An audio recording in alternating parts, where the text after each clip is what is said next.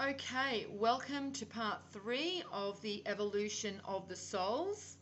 And this video, I wanted to continue discussing the meanings behind the Rider-Waite tarot cards that are actually a key in understanding the evolution of the twin souls, and they fit into the Fibonacci sequence and the Fibonacci spiral. And we can see that the Hierophant card is actually a 5 card, and it's also a number 5 on the Fibonacci sequence and the Fibonacci spiral.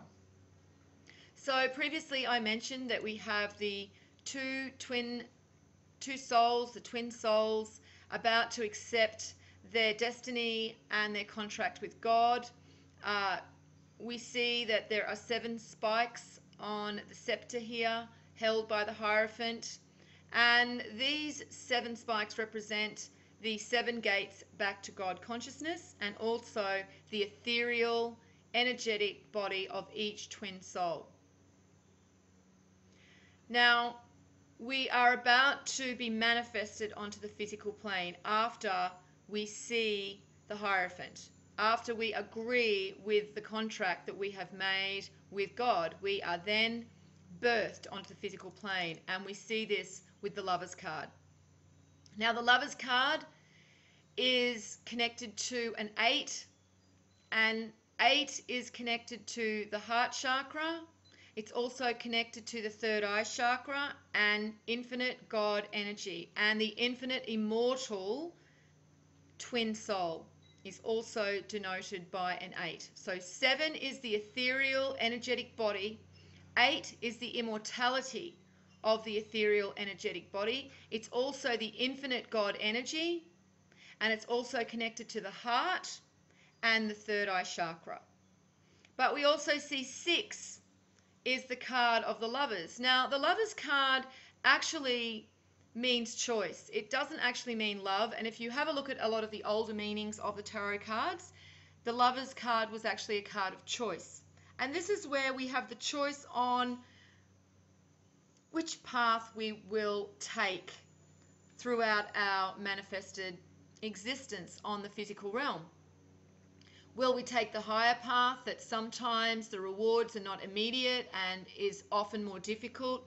Or will we take the lower path of instant gratification and instant reward that are sometimes not as fulfilling as we had hoped?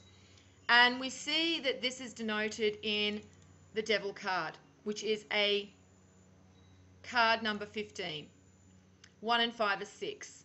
So this is the twin soul in bondage to the physical, because when we actually take the lower path, we are staying in bondage to the physical realm. We are chained to the physical.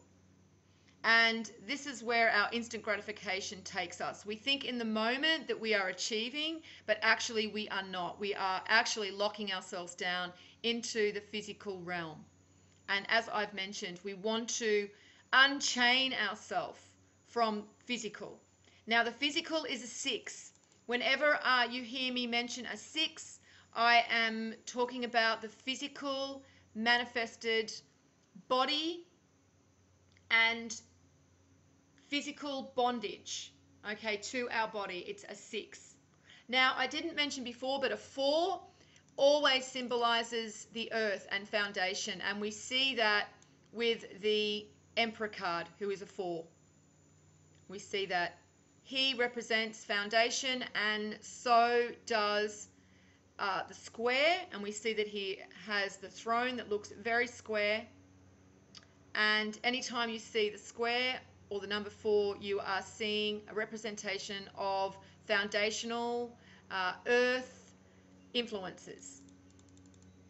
So we see the Lovers, and we see that their free will in this life is to choose between the higher and the lower path. But of course, the lower path is very tempting. And this is why we see the devil, because the devil is there to tempt us into instant gratification, into, wanting the payoff there and then in the moment. And sometimes, feeling hate for somebody in the moment feels good, but the rewards are really very minimal. Now, the other card we see is the Chariot, and this is a number 7, and this is representing us in the ethereal form. Once again, this is our energetic form, and we see ourselves actually in the ethereal. We're above the heart.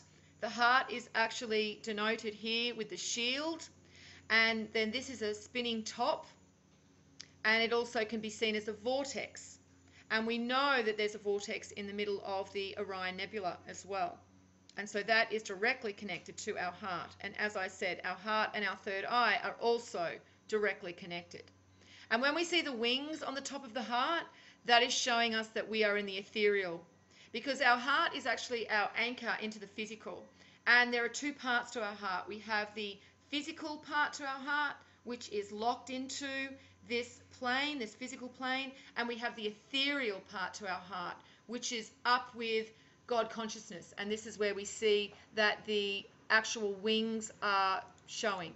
And we see the stars behind the ethereal form, showing that we are connected to the ethereal. And once again, we have the yellow, and as I mentioned previously, that is the ethereal symbolism.